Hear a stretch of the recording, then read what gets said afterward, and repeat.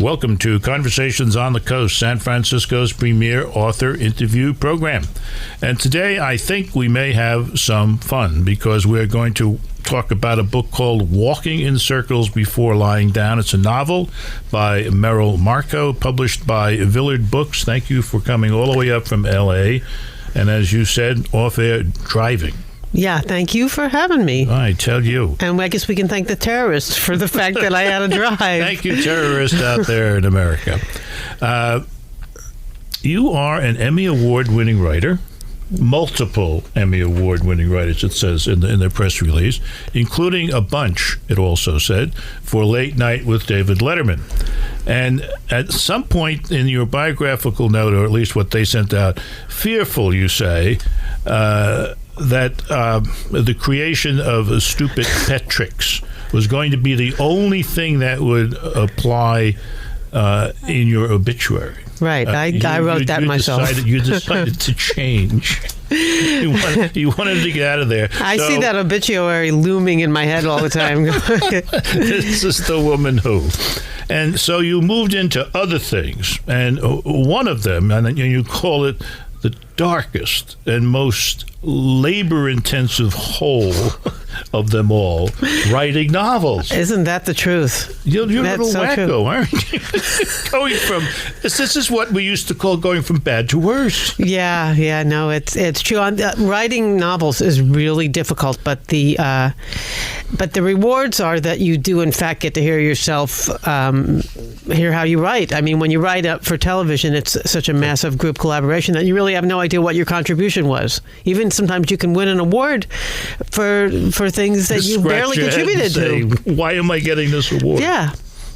Well, there are several books already of the novel variety. One is called It's My Effing Birthday, and yes. The other, which you co-authored with a gentleman, is called The Psycho X Game. That's true. Right. And now we have I feel a deeper, more important work called Walking in Circles Before Lying Down. It's said of this book that it's a quirky novel about a woman by the name of Dawn Tarnower. Yeah. Am I pronouncing that correctly? Yes, you are. I don't want to insult Dawn. Well, she's fictional. Yeah. Who has to put her life back together after a string of romantic disappointments. But the way I look at it, that's only the half of a problem. Yeah. Consider her family and friends. I mean, to begin with, her father, Ted, who is ending his brief third marriage, juggling 3 girlfriends, and always short of money. Yes. And he's also stuck somehow in 1957. Yeah, he's like a rockabilly guy. He's like an Eddie Cochran impressionist. Oh, okay. I see these guys in L.A. I was sort of basing everybody in the book on people I see around me in L.A. I'm surrounded by these people, and I just have to wonder about them, so I thought I'd write about them. He drives a 1957 truck, and he preaches a life philosophy. The best things in life are quick. That's very different. I've never heard that before. She has, Dawn does, a sister, Holly. Hallie. Hallie. And her present occupation is a life coach. But she also has a penchant for criminal boyfriends like Scott Peterson. Yeah, she used to date Scott Peterson. I am very interested in abnormal psychology, and I just love to read about criminals, and I love to read about, in fact, I just watched a great documentary the other day about women who date serial killers. I love that as a category of study. Dating, yeah, that's good. Well, not dating, although I've come darn close, I think. Now, another person in this wonderful family is Joyce Tarnower. That's Mom. And she's the first person ever to review coffee with phrases usually reserved for wine.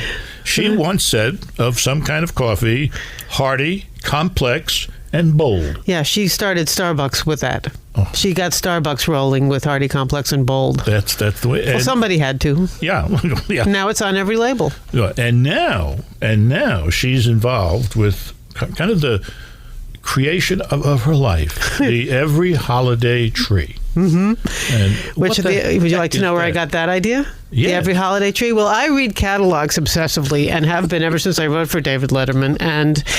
And they already have everything except the Every Holiday Tree is for sale in a catalog. They're making, I don't know if you know this, but they are making trees for autumn and for Halloween and for Thanksgiving, and they're making them for New Year's, and they're making them for Easter, and they've got another one for the 4th of July, and they've got one for College Bowl. So I just thought, well, it's just a matter of time till somebody incorporates them all, and just so I had this character do it. It sounds to me like the tree makers are catching up with the Hallmark people. That's exactly right. And that's America. Why just have only one Christmas tree a year when you could have dozens of trees you have to buy? Easter tree, and, right? And all that, and different ornaments for each one, and ornaments to. And so buy. This mother here, she's incorporated them all, and you can get for $89.95, get the one tree with all the ornaments. I don't know. All these characters, and we've not gotten into perhaps the most important character. The most important character, perhaps, in this book is Chuck. And we'll talk about Chuck when we return. You're listening to Conversations on the Coast with Jim Foster. Follow us on Twitter at Jim Foster COC, or send an email to jimfostercoc@gmail.com. Walking in Circles Before Lying Down is the title. It's a novel. The author, Merrill Markoe, is with us, and one of the early reviews got terribly excited about the book. People at Booklist, they say, in part, this latest offering from multiple Emmy winner and one-time David Letterman head writer Markoe may be her best yet, delivering the drama, the dark humor, and dysfunctional characters that have become the author's cachet. Markoe's fans will delight in her hilarious doggy dialogue. And now, the doggy dialogue comes from the fact that Chuck is a pit bull mix dog, and among other things, besides, peeing and chasing lady dogs and eating a lot, that he does is he talks. Mm-hmm. He talks. Yeah, he does. And to her. To her. Only to her. Yeah. Well, that's good. She can talk. She in the throes of a really bad romantic breakup suddenly is talking to all dogs and is not sure whether or not it's her id or her ego or her unconscious talking to her, or if she's really actually talking to all dogs, because it's not a matter of lip movement. She's just suddenly hearing them in an assortment of voices in her head talking to her. And just in all novels of great intellectual depth, you never really answer that question, because at the end you're still saying, is she or isn't she? Right. Well, I write a lot for magazines, and I once was asked to write a piece about dog communicators, and I had to take. What? Well, I don't know if you're aware, there are a lot of people who are living as a dog psychic, dog communicators, and they. Oh, okay, yes. And I took my 4 dogs that I had at the time to 4 different dog communicators, all of whom said they were communicating with the dogs, and I had one dog I was using as a control group, and I thought, if any 2 of these animal communicators can give me the answer, where was this dog before I found him on the highway, then I'll know there's some actual psychic information going on. Right. And I got 4 answers. So I think those people genuinely felt they were talking to those dogs. I mean, they gave me a lot of weird data, but unless they were all liars, and I don't think I wouldn't want to think that all 4 of them were liars. So I think it's kind of in that area. I'm glad to hear that you had, at least at one time in your life, 4 dogs, because this book's title... I always have a ton of dogs. All right, but this book's title comes from what the dog does. Right. Walking in circles before lying down is what every dog I've ever had does right before he lies down. And the thing, I really find it just completely hilarious and at the same time immensely touching, living with animals. I really adore them, and I like to try to figure out what it is they are sharing in the same world they occupy with me. I mean, there they are, right on the couch next to me, right in the same room with me, but yet they're almost like exchange students from Neptune. It's like everything they are doing is... You should say far away Neptune, I think. There's no real reason to believe that they see anything the way you do, and they're just kind of playing along because they like you, and they want to play along, and they also don't want to be punished, but they don't have any idea what it is you're requiring of them, and I like to kind of try to figure out what they think is going on, and that's why I like to write dog dialogue so much. Well, you're probably not going to be too much interested in this, but can we talk a little bit about the remarkable character Paxton? Why, of course. He is what we call an overnight disc jockey. Yeah, he's at an alternative radio station, and that's the other visitors from Neptune that I like, strange, dark men. He's very busy now. He's not only playing stuff and selecting stuff to play, he's deep into research. He's working on nailing the influence of 70s pub rock on present-day punk.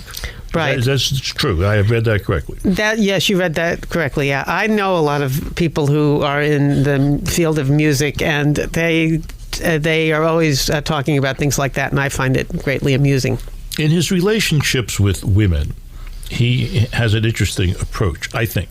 He's a recirculator of gifts. Mm-hmm. There's regifting is how it's known. Regifting, excuse me. He's in regifting. There's a gold chain in the story, which he got from a former woman friend by the name of Roxy, mm-hmm. which he then turns around and gives to our friend Dawn. Mm-hmm. And this goes under the title of what? This regifting. Well, it's a plot point that involves a lie in the book, but it's just that I don't know. Are you asking me if anyone has actually done that to me? Because no. Well, I mean, I was surprised he didn't get boxed for that. You know, she didn't clip him one. I mean, really. Well, now what sort of people are you hanging out with? Very strong women. Oh, dear, dear. Well, the thing is that walking in a circle before lying down is more than an enjoyable read. In my opinion, it's also a very educational book. Well, that's lovely of you to say. What is it you think you learned? Well, there are things you can learn from this book that I don't think I could learn from any other book. How to write a novel. It introduces us to the next new thing. Mm-hmm. And among other things, it takes us into the world of decorating a condo with graffiti. Mm-hmm. For information like this and much, much more, as they say, don't touch that dial. You're listening to Conversations on the Coast with Jim Foster. Follow us on Twitter at Jim Foster COC or send an email to jimfostercoc@gmail.com. This is Jim Foster. It is Conversations on the Coast, walking in circles before lying down. A wonderful, funny novel by Merrill Markoe is the subject that we're dealing with today. And our friends over at Publishers Weekly said, Markoe delivers this is what I call the dog interview, mm-hmm. or the dog review. Markoe delivers a light on its paws account of dog lover Dawn Tarnauer's canine-led quest for love. Now, you ready for the ending? Offbeat enough to stand out of the pack. At least they didn't use the phrase dog days. Usually they get around to that somehow. They just missed that. Yeah, they forgot. Well, this is only part of the review. Never mind. I'm not going to look it up. Doggone. Yeah, that would be the doggone. They didn't do that. Yeah. One of the things that comes up very frequently in this book is snippets, if you will, from some manual that the author found about how to write a novel. Right. And which you're good enough to share with us from time to time. For example, according to the novel writing manual, quote, the structure of your story must involve 3 disasters plus an ending. Each of the disasters should take about a quarter of the book to develop. By this clock, we're now at approximately the midpoint of Act 2. No other novel tells you that. Exactly where you are. You are just about midway, where we should be encountering, quote, the second and third disasters which are caused by the protagonist's attempts to fix things, thus forcing Act 3. So, it's a happy coincidence that we're almost to the part of the story where Hallie throws me out. that's wonderful information. Well, I mean, isn't that nice of me? It's an think, education in itself. Yeah, And then I think some it's going to be recommended to high school writing classes. There's also a lot of information about dog behavior in there. I did a fair amount of animal behavior research. Yeah, and we've already mentioned this, but you do introduce us to what some well-known writer would call the next new thing, which is every holiday tree. Right, the every holiday tree. Yeah, I mean that's really solid stuff. Now the other thing I is better hurry and patent that, don't you think? Before someone puts it out. Yeah. Well, I don't know. Keep reading those catalogs. Now. One of the other thing is that there's a woman in here, I forget her name, who likes to decorate Michaela, the condo with graffiti. Yeah, it's a kid. I've never. It's a kid after the kind of kid that I was when I was a kid like that, just full of gloomy sentiment and melodrama. Self-dramatizing, but I have her painting dark, sad quotes all over her apartment. She's left the apartment, I think, at this point, and one of the pieces of graffiti says, quote, "The man of knowledge must be able not only to love his enemies, but also to hate his friends." Mm-hmm. Got to be Freddie Nietzsche, right? Got to be. I mean, was it? Yes, it's who it is. And you call him Freddie. Freddie. Yeah. It was Freddie. He was your friend. This was painted on top of the coat of primer that she'd used to obliterate Mark Twain. Poor Mark went down for Freddie. Yeah. Now, quote, "He who despairs over an event is a coward, but he who holds hope for the human condition is a fool." This began in the dining room, ended in the kitchen, where it was attributed across the freezer to Camus. Now that, I mean, I've never run across that before in any book, novel. I have to have you to dinner. Will I find Camus finishing above the freezer? Oh, dear me. Yeah, it's too bad that more graffiti artists aren't quoting famous authors. They just keep writing their names all over everything. Yeah. I think it would improve book sales. Well, but yeah. It would certainly make graffiti more interesting. Nietzsche on the street. I like that you call him Freddie. I had never thought of that before. Oh, well, I majored in philosophy, so I feel I can do that. I think you can. Yeah, no. Now, the main character, Dawn, in here is, as you said, very much involved with dogs and also animals in general, to the point that she has a form of movie criticism that bespeaks or speaks for the animals. I can't stand to think of animals being hurt. I stop watching a movie if they introduce an animal too early in the plot. It almost always means that they're going to kill it, like the rabbit in Fatal Attraction or the little dog in There's Something About Mary. Why couldn't it have been Ben Stiller falling out that window? Yeah, why couldn't it have been? I still don't understand that. It should have been Ben Stiller falling out that window.